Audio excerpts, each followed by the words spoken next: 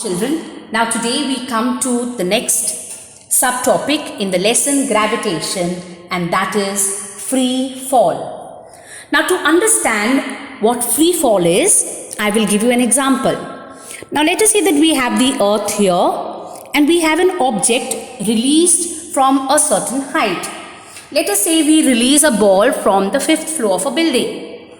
Now when an object is released from a certain height, it drops down in a straight line to the ground. So it just comes down straight. Now as it is falling down, remember it is under the influence of the gravitational force of the earth. So it is falling down because the earth is exerting a force, a gravitational force on it and pulling it downwards. Now this gravitational force exerted by the earth on the object is called gravity. Okay, so the gravitational force of the earth on the object, the force exerted by the earth on any object is called gravity. So when the object is under the influence of gravity alone, it is said to be in free fall. So as it is coming down, only the force of gravity is acting on it. Only the force exerted by the earth is acting on it. So it is said to be in free fall. Now as it is in free fall, as it is coming down, what happens is its speed keeps on increasing. That means its speed is changing, but its direction is remaining the same. Its direction is not changing. Now we know that velocity changes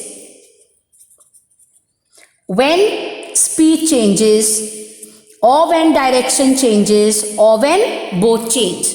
Now in this case, when the object is coming down, its speed is going on increasing, its speed is going on changing, but its direction is remaining the same. So since its speed is changing, we say that it has undergone a change in velocity, and change in velocity is nothing but acceleration.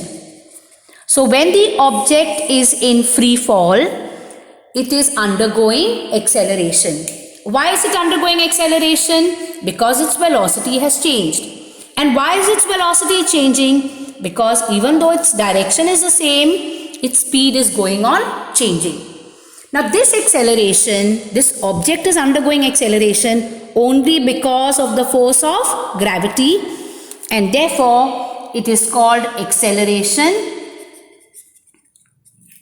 due to gravity and is denoted by the letter small g. So do not get confused. Gravitational constant, what you have studied in the previous subtopic, is capital G. But this is acceleration due to gravity, small g. Is that clear to all of you? Now, we have studied Newton's laws. And we have seen that according to Newton's second law, force is equal to mass into acceleration. We have done sums also based on this. So we can say that force is equal to mass into, instead of acceleration in this lesson, we have acceleration due to gravity. So instead of A here, we write G. So when the object is falling down, or when the object is thrown upwards, it's accelerating. But the acceleration is due to the force of gravity. So we write F is equal to M into G. Instead of F is equal to M into A. It's the same thing. But here the acceleration is due to gravity. And we have also studied the gravitational law, universal law of gravitation. Yesterday we have seen that F is equal to capital G, capital M, small m upon d square. Where capital G is the gravitational constant, capital M is the mass of one object, let's say the earth, small m is the mass of the second object, let's say the apple or the moon, and d square is the distance between them. So we know that F is M into G according to the second law, and we know that F is equal to capital G, capital M, small m upon r square according to the law of gravitation, universal law of gravitation. So both are equal to F, so we can equate this. If we call this equation 1 and 2, this is equal to this. So you have small m into G is equal to capital G, capital M, small m upon d square. This is equal to f and this is also equal to f. Both are f. So both these are equal. Now I will cancel small m and small m. So I will get G is equal to capital G, capital M upon d square. So acceleration due to gravity is capital G, capital M upon d square. So that means if you look here at the relationship between acceleration due to gravity and distance, one is in the numerator, one is in the denominator. So when distance is more, acceleration due to gravity will be less.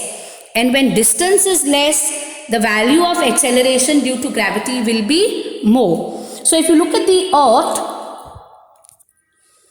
the shape of the earth is not a perfect sphere but it is joined. That means this distance is less. The distance from the pole to the center of the earth is less. And this distance is more. Now we know according to this part that small g is equal to capital G, capital M upon d square. So when the distance is less, the value of G is more. When the distance is more, the value of G is less. Okay, so look here, G, that's acceleration due to gravity, is inversely proportional to distance. One is in the numerator, the other one is in the denominator. So when this decreases, this will increase. When this increases, this one will decrease. So when the distance is less at the poles, the value of G will be more. When the distance is more, at the equator here, the distance is more, the value of G will be less. So the value of G, remember, is greater at the poles and the value of G is lesser at the equator. That's because the acceleration due to gravity is inversely proportional to distance. Acceleration due to gravity is capital G, capital M upon d square.